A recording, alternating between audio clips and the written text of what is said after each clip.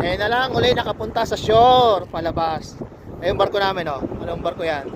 Red Sakura. Dito pa yung kalabas sa ano, Africa.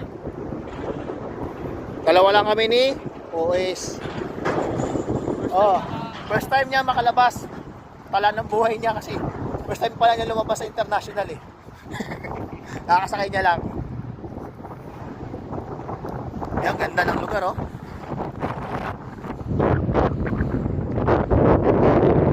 Kasi pinanda na naman yung pinagdador nilang malaki eh.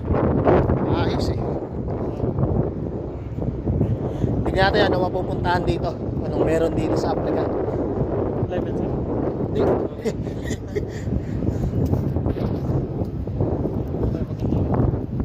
Kain lang kami muna. Di ba ito kumain bata na to eh.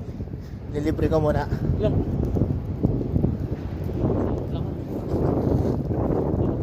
Kasama mo, kain mo tayo. Labas na kami sa gate. Tahimik, walang katao-tao. Kami lang ng tao rito. Doon tayo sa tabi, baka mahuli tayo rito. Ano, ibang bansa to. Parang zombie ano eh. Oh? Walang katao-tao.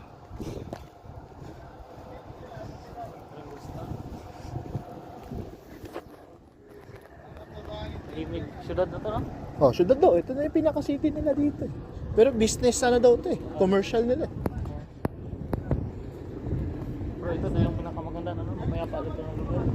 Tahimik. Ito lang sa ibang city.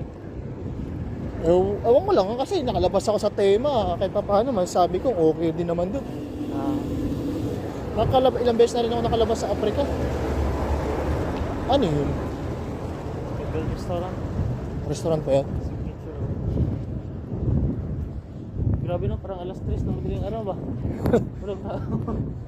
Sa Maynila, pag ganitong oras. 8 PM.